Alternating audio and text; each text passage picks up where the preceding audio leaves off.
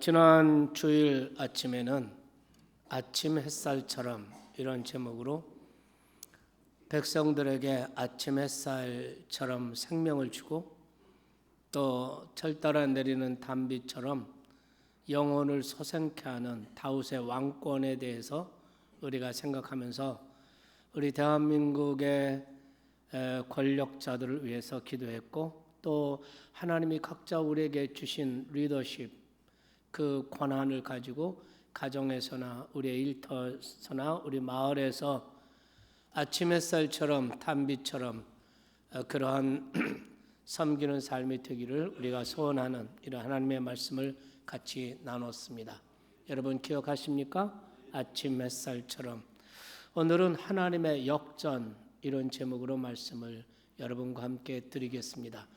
하나님은 뒤집기의 명수, 역전의 명수이십니다. 하나님은 역전의 은혜를 준비하신 하나님이심을 믿습니다. 사람들은 늘 1등만을 기억합니다. 그래서 1등을 하면 누구나 다 신이 나죠. 1등에게는 많은 특권이 주어집니다. 지난 대선에서 한 분은 41.08%를 얻었지만 절반에 미치지 못했지만 1등이었습니다. 1등에게는 어마어마한 특권이 주어졌습니다. 2등과 3등은 어떻게 됐습니까? 거의 사람들의 누리에서 사라졌습니다. 그래서 2등은 늘 서럽습니다. 둘째에게는 서러움이 있습니다.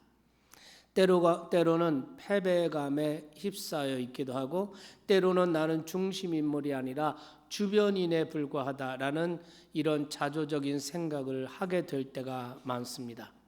그래서 사람들은 누구나 1등 되려고 부단히 애를 써봅니다. 그러나 1등 된다는 것은 쉽지가 않습니다. 둘째의 서러움은 가정에서도 있습니다. 세 자매 중에 둘째로 태어난 어떤 분이 어렸을 때 너무 서러워서 부모님께 투정을 부렸던 것을 지금도 기억하고 있다고 합니다. 언니랑 싸우면 너는 조그만 것이 언니한테 맨날 대들고 싸우느냐 하고 꾸중을 받고, 동생하고 싸우면 너는 언니가 돼서 동생도 받아주지 못하고 동생하고 싸우느냐 하고 꾸중을 받아서 서러움이 많았다고 합니다. 두 아이를 키운 어머니의 이야기도 있습니다. 그녀는 첫째와 둘째를 대하는 마음가짐이 많이 달랐다고 합니다. 첫째 아이를 가졌을 때는 카페인 음료 들어간 거 결코 마시지 않았고 음악도 클래식만 골라서 들었다고 합니다. 그런데 둘째 아이를 가졌을 때는 카페인 음료도 쉽게 마셨고 음악도 자기가 좋아하는 가요를 즐겨 들었다고 합니다. 첫째 아이를 가졌을 때는 물 온도로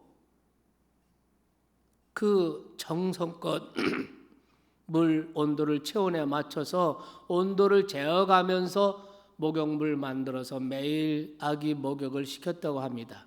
내 둘째는 적당히 손으로 온도를 맞춰서 목욕을 시켰다고 합니다. 첫째 아이가 태어날 때에는 태어나자마자 10일, 50일, 100일, 200일, 300일 첫 돌 날짜 계산하면서 기념사진 찍어놓고 그것을 또 스크랩해놓고 이렇게 했는데 둘째 아이는 100일 돌 때 2번 찍었다고 합니다. 첫째 아이는 작은 기침만 하도 병원으로 달려갔는데 둘째 아이는 고열이 날 때나 겨우 병원을 찾았다고 합니다. 둘째로 태어난 자의 서러움을 실감하는 얘기입니다.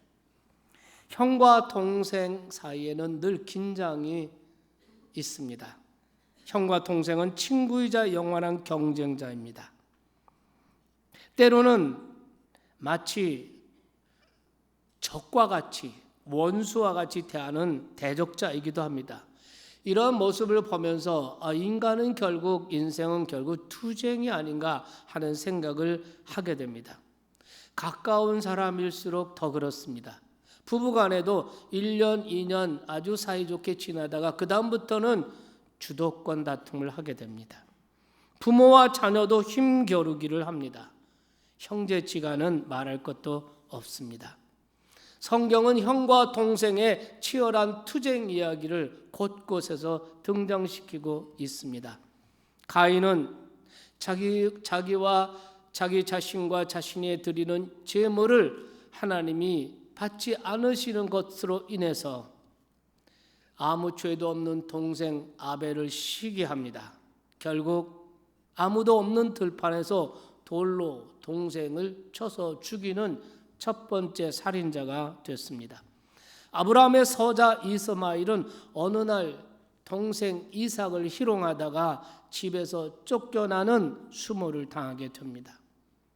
그리고 오늘 우리가 본문 읽은 창세기 25장에는 형제 간의 다툼이 어떤가를 우리에게 대표적으로 보여주는 말씀이죠. 형 에서와 동생 야곱 이야기입니다. 이 두 형제는 태어나기도 전에 어머니 뱃속에서부터 다투었습니다. 서로 치고받고 발길질을 했습니다. 한 뱃속에서 쌍둥이 형제가 자꾸 싸우는 것을 임산부 리브가가 몸으로 느끼는 겁니다. 너무 힘들고 너무 고통스러워서 하나님께 투정 부리듯이 하나님께 나가 기도를 합니다. 그것이 22절입니다. 그가 이르되 이럴 경우에는 내가 어찌할꼬 하고 가서 하나님께 여호와께 묻자온대 하고 하나님께 기도를 한 것입니다. 에서와 야곱의 숙명적인 투쟁이 이미 태중에서부터 시작되고 있음을 보여주시오. 너무나 힘들어서 하나님께 물었더니 하나님의 말씀이 놀랍습니다. 23절입니다. 여호와께서 그에게 이르시되 두 국민이 내 태중에 있구나. 두 민족이 내 복중에서부터 나누이리라. 이 족속이 저 족속보다 강하겠고 큰 자가 어린 자를 섬기리라. 이 마지막 말씀, 큰 자가 어린 자를 섬기리라.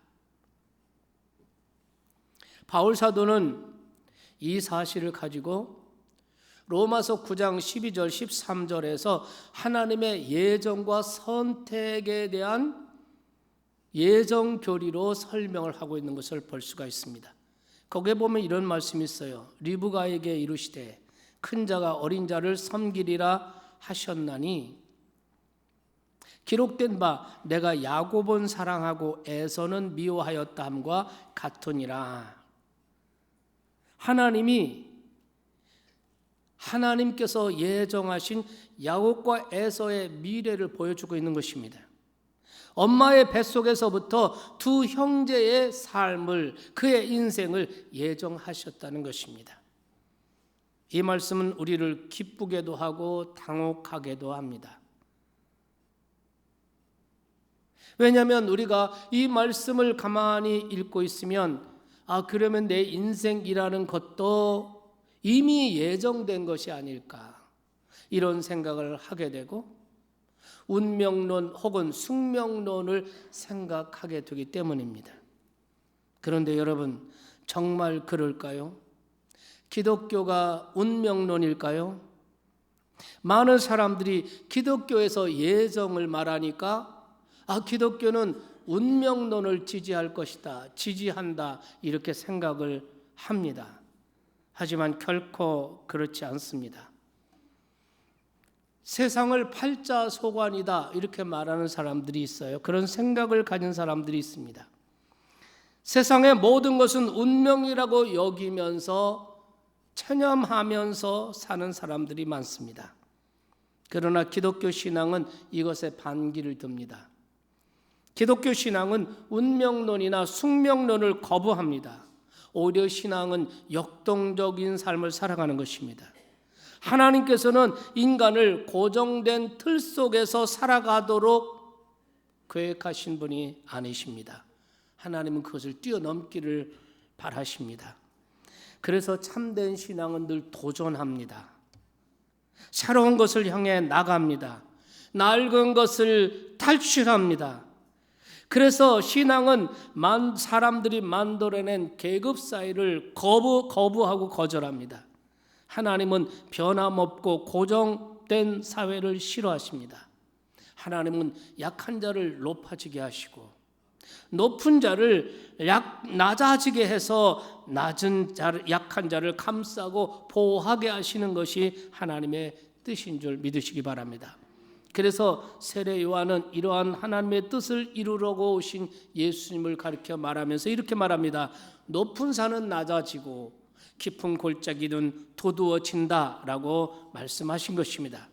그렇다면 여러분, 오늘 우리가 집중적으로 생각할 23절, 큰 자가 어린 자를 섬기리라. 이게 무슨 말씀입니까? 큰 자가 어린 자를 섬기리라. 이것은 과연 무엇을 말할까요? 이것은 예정이라고 맞습니다. 예정이 맞습니다. 하지만 이 예정은 하나님의 은총의 표시인 것입니다. 이것은 운명론이나 순명론을 얘기하는 것이 아닙니다. 하나님의 예정이란 불공평의 표지가 아니라 인생을 공평하게 만드시려는 하나님의 축복의 역사인 줄 믿으시기 바랍니다. 자, 저는 이 말씀을 준비하면서 이 말씀을 아주 집중적으로 연구하고 묵상하고 해보았습니다. 큰 자가 어린 자를 섬기리라. 큰 자는 누굽니까? 형 에서죠. 먼저 나온 에서, 장자의 기득권을 가지고 있는 자, 아버지로부터 모든 것을 이어받을 자. 그러니까 큰 자는 받은 것이 많은 자, 누리는 것이 많은 자, 특권이 있고 기득권이 있는 사람. 오늘날로 말하면은 금수저로 태어나서 금수저 가지고 사는 사람이라고 할 수가 있을 것입니다. 그럼 어린 자는 누구입니까? 어린 자는 받은 것이 없습니다. 누리는 것이 없습니다. 기득권이 없습니다. 흙수저입니다. 여러분, 우리 그리스도인들이 말하는 예정이란 도대체 뭘까? 하나님께서 왜 여기서 야곱을 이렇게 얘기하시고 왜 에서를 이렇게 말씀하셨을까? 이 말씀을 하시는 하나님의 의도는 무엇인가? 이 말씀 속에 들어있는 우리 하나님의 진짜 뜻은 무엇인가? 큰 자가 어린 자를 섬기리라. 여러분 한번 이렇게 생각해 보시겠습니까? 이 말씀을 반대로 한번 생각해 보세요. 하나님께서 만일 반대로 말씀하셨다면 어린 자가 큰 자를 섬길 것이다. 작은 자가 큰 자를 섬길 것이다. 아무것도 없는 자가 많은 것을 가진 자들을 섬길 것이다. 작은 자는 큰 자를 결코 뛰어넘을 수 없을 것이다 라고 말했다면 이것이야말로 불공평 중에 불공평이 아닐까요? 이것이야말로 양육 강식의 논리가 지배하고 있는 정글과 같은 것이 아닐까요? 하나님은 이 논리, 이 법칙을 깨뜨리기를 원하셨습니다. 그래서 하나님께서는 큰 자가 어린 자를 섬기리라 말씀하신 것입니다. 하나님의 뜻을 받들어 세상의 이 논리를 뒤집으신 분이 계십니다. 그분이 바로 예수 그리스도이십니다. 예수님은 모든 것을 가지신 분, 하늘의 영광과 하늘의 존귀를 누리고 계셨던 분이십니다. 그러나 그분이 하늘의 영광을 버리시고 가장 낮고 가장 천한 이 땅에 오셨습니다. 비천한 종의 모습을 입으셨습니다. 그리고 낮고 천한 사람들을 섬기고 세워주셨습니다. 큰 자가 작은 자를 섬기리라. 이 말씀의 가장 중요한 모본이 되신 분이 예수 그리스도라는 말입니다. 우리가 구약 성경 읽어봐도 신약 성경 읽어봐도 하나님의 의도가 바로 그것입니다. 이 세상에 고정된 삶의 자리들, 양육 강식의 법칙이 지배하고 있는 이 시대의 모든 틀들을 깨버리시는 것, 그것이 곧 하나님의 의도이고 그것이 바로 하나님의 역사의 흐름인 것입니다. 다시 말해서 하나님의 예정, 하나님의 선택은 세상을 역전시키기 위한 하나님의 은혜의 사건이라는 거죠.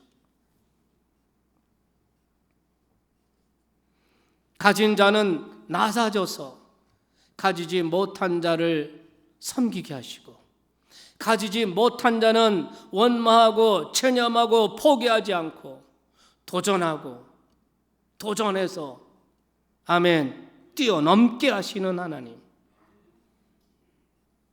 여러분, 하나님의 생각과 세상의 논리는 다릅니다.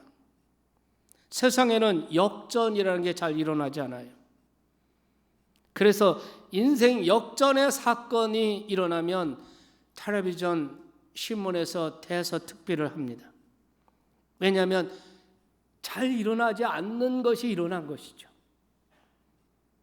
왜 이 세상에서 인생 역전이 잘 일어나지 않는 것일까? 그것은 큰 자, 누리고 있는 자, 가진 자들, 기득권자들이 자기 자리를 지키기 위해서 수단 방법을 가리지 않기 때문입니다. 그래서 세상의 일반적 원리는 부익부 빈익빈입니다. 부자는 점점 더 부해지고 가난한 자는 점점 더 가난해지는 것이 세상의 법칙이고 원리입니다. 하나님이 이것을 원하시지 않습니다. 하나님이 원하시는 것은 이러한 모습이 아닌 것입니다. 여러분, 이것 때문에 얼마나 많은 사람들이 상처를 입었습니까? 이것 때문에 얼마나 많은 맺힘이 있었습니까? 내 아버지, 내 어머니는 왜 이런 분일까? 부모를 원망하지는 않았습니까? 하나님께서는 이런 모습을 원하시지 않습니다. 우리에게는 나의 생각이나 의도와 상관없이 운명적으로 주어진 것들이 있습니다. 바로 선천적인 삶의 환경과 조건들이죠. 내 아버지나 어머니를 내가 선택한 것이 아닙니다. 내 아버지가 부자여서 나도 부자고, 내 아버지 가난해서 나도 가난하게 됩니다. 이것이 내 삶에 이미 주어진 내용들입니다. 하지만 야곱은 이러한 모습, 자기 의지와 상관없이 운명처럼 다가온 이런 것들에 대해서 저항하려고 합니다. 도전하려고 합니다. 이것을 바꿔보려고 했습니다. 여러분, 이 야곱의 모습, 발버둥 치는 이 모습, 바꿔보려고 하는 이 모습, 이것이 오늘 저와 여러분의 모습이 아닙니까? 우리도 지금 그런 마음으로 열심히 살아가고 있지 않습니까? 그런 것 때문에 열심히 노력하지 않습니까? 세상에 나가서 싸워도 보기도 하고 속여도 보기도 하고 투쟁도 해보지 않습니까? 그런데 이 모든 야곱의 방법은 인간적인 방법이라는 것입니다. 세상적인 것이었습니다. 남이 잘 나가는 것, 높아지려는 것, 끌어내리는 방법이었습니다. 속여서 취하는 것 방법뿐이었습니다. 남의 것을 움켜잡으려고 하는 방법이었습니다. 태어날 때부터 형의 발꿈치를 움켜잡고 태어난 야곱입니다. 그는 어려서부터 형으로부터 장자권을 빼앗기를 열망했습니다. 그래서 기회를 타서 팥죽을 만들어주고 장자권을 빼앗았습니다. 아버지와 형을 속이고 아버지의 축복 기도를 가로챘습니다. 그렇게 발버둥 쳤습니다. 그렇게 노력했습니다. 그렇게 투쟁했는데 현실은 그냥 꽝이었습니다. 그렇게도 첫째가 되고 싶어서 형의 발꿈치를 붙잡았지만 그는 둘째로 태어났습니다. 그렇게도 장자권을 손에 얹고 아버지 축복 기도를 받아서 장자의 축복을 받을 것 같았는데 아버지도 어머니도 자기를 장자로 여겨주지 않았습니다. 신분에 아무런 변화가 없었습니다. 아버지를 속이고 장자의 축복까지 받았지만 오히려 그 순간부터 야곱의 인생은 고난의 시작이었습니다. 살기 등등한 형 에서를 피해서 빈손으로 망명길에 오르게 되었습니다. 너무나 외롭고 미래가 불안하고 그렇게 발버둥 쳤는데 아무것도 얻지 못하고 있는 것, 누리고 있는 것까지 다 잃어버렸습니다. 그리고 광야에서 한 그 돌을 베개로 해서 잠을 자고 있습니다. 그런데 바로 그때 내가 그토록 움켜잡으려고 했지만 내 것이 아니라는 것을 깨달았을 때, 모든 것을 다 차지하리라고 생각했지만 인생이 내 마음대로 내 뜻대로 진행되지 않는다는 사실을 절감했을 때 하나님이 야곱을 찾아오셨습니다. 그리고 야곱의 인생에 기회를 주십니다. 창세기 28장 12절, 13절, 14절입니다.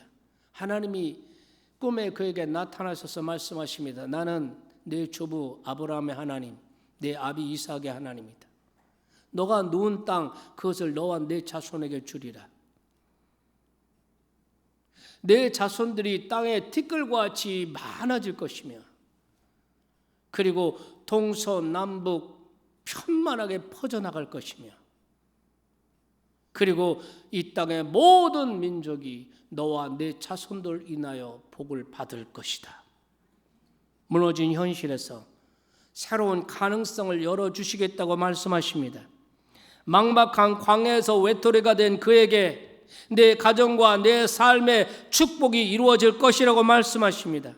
다시 말하면 내 인생에 내 삶의 역전의 길을 열어놓겠다는 하나님의 말씀인 것입니다. 이것은 모든 것을 다 잃어버린 야곱을 향한 하나님의 사랑의 약속이었고 긍휼의 표시였습니다. 여러분, 이런 각도에서 보면 하나님의 예정이라는 것, 이것은 하나님의 은혜고 하나님의 축복인 것입니다. 하나님의 사랑이고 긍휼의 역사인 줄 깨닫기를 바랍니다. 하나님이 나를 만세 전부터 예정하셨다. 나를 택하셨다. 이 예정과 선택의 핵심 가치가 뭡니까? 큰 자가 작은 자를 섬기는 것, 섬기리라는 것입니다. 다시 말해서 인생의 삶의 역전이 일어난다는 것입니다. 여러분은 누구와 같습니까? 에사와 같이 많은 것을 받고 많은 것을 누린 자입니까? 아니면 야곱과 같이 가진 것이 없는, 누리는 것이 없는 이런 사람입니까? 여러분이 만일 에서처럼 많은 것을 받은 자라고 생각되신다면 여러분은 우선 하나님과 사람 앞에서 겸손하셔야 합니다. 왜냐하면 큰 자가 어린 자를 섬기리라 하는 이 예정은 가진 자와 누리는 자, 큰 자에 대한 하나님의 경고이기도 하기 때문입니다. 이 축복이 하나님에게서 온 것을 알지 못하고 자기가 잘나서 누리고 있는 것이라고 착각하고 교만하고 갑질하면서 살면 어느 순간 하나님이 그 축복을 빼앗아 가신다는 경고입니다. 가질수록 더 겸손한 사람이 진짜 복된 사람이에요. 남들보다 많은 것을 받았다고 생각한다면, 남들보다 많은 것을 가지게 되었고 남들보다 많은 것을 누리게 되었다고 생각한다면 우선 하나님의 은혜에 감사하고 이 축복을 하나님을 위해서, 이웃을 위해서 어떻게 이 축복을 사용할까 겸손히 생각하면 하나님께서 그 사람의 축복을 더 풍성하게 하시고 그 축복을 더 계속되게 하실 거라는 것입니다. 이것은 여러분 개인뿐만 아니라 나라와 국가도 마찬가지예요.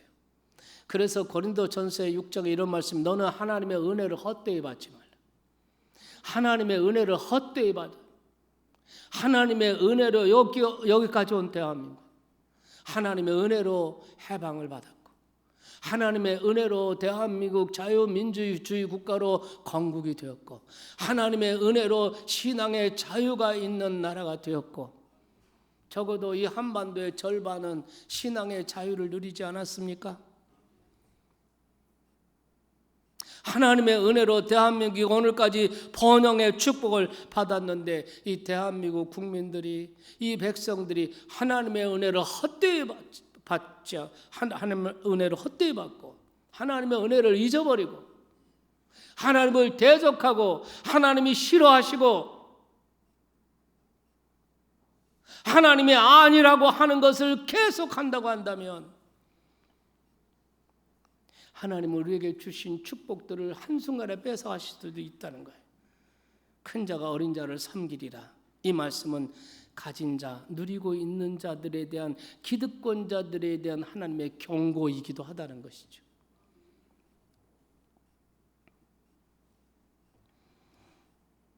그러나 만일 여러분이 야곱처럼 별 볼 일 없는 자라고 여겨진다면, 가진 것이 없고 흙수저고 받은 것이 없고 누리는 것이 없다고 여겨진다 해도 여러분 낙심하거나 체념하지 마시기 바랍니다.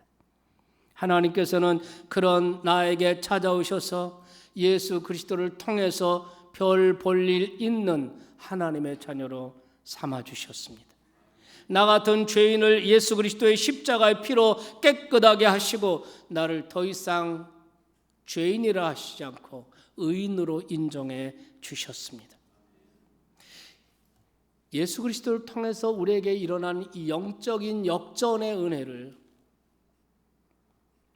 바울께서는 고린도전서 1장 27절 28절에서 이와 같이 고백하고 있습니다. 한번 같이 보겠습니다. 같이 한번 읽어보실까요? 그러나 하나님께서 세상에 미련한 자를 택하사 지혜 있는 자를 부끄럽게 하시려 하시고 세상에 약한 것들을 택하사 강한 자들을 부끄럽게 하려 하시며 하나님께서 세상에 천한 것들과 멸시받는 것들과 없는 것들을 택하사 있는 것들을 폐하려 하시나니 그래서 은혜의 사건이 되게 하셨다는 거예요. 이것이 바로 우리가 하나님 앞에 자랑할 것이 없는 이유인 것입니다.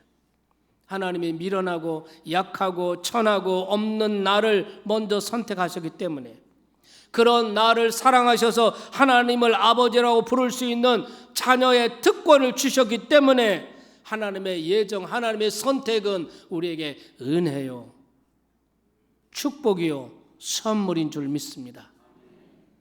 이것이 신앙이 가지고 있는 감사고 기쁨이고 축복인 줄 믿습니다. 이 역전의 은혜가 우리에게 없었다면, 하나님의 이 역전의 은혜가 우리에게 없었다면 우리가 어떻게 이 놀라운 특권을 누릴 수가 있겠습니까? 우리가 비록 야곱이라 할지라도 가진 것이 없고 받은 것이 아무것도 없는 우리라 할지라도 체념하지 말고 포기하거나 낙심하지 말고 원망하지 말고 그렇다고 인간 방법으로 아둥바둥하면서 살지 말고 하나님의 역전의 은혜를 기다리면서 하나님이 내게 맡기신 일, 내게 주어진 그 위치에서 한 걸음 한 걸음 믿음으로 살아가면 어느 순간 우리의 삶에 역전의 은혜가 나타날 줄 믿습니다. 하나님의 역전의 은혜를 기대하십시오. 이 땅에는 영원히 큰 자도 없고 영원히 작은 자도 없습니다. 이 땅에는 영원히 가난한 사람도 영원한 부자도 없습니다. 영원히 비천한 자도 영원히 고귀한 자도 없습니다. 하나님이 함께 하시면 고귀한 자가 되는 것이고 하나님이 함께 하시면 풍요롭고 부유한 자가 되는 것이고 이것은 나라도 마찬가지입니다. 자원이 없고 인구가 적고 상황이 어렵고 뭐가 어떻고 위치가 지정학적으로 어떻고 해도 하나님이 함께 하시면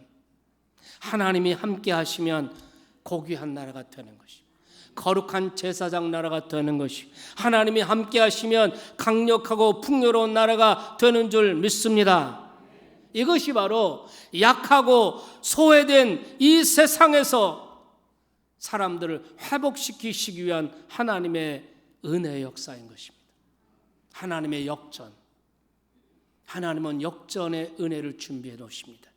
하나님은 역전의 길을 활짝 열어 놓으셨습니다.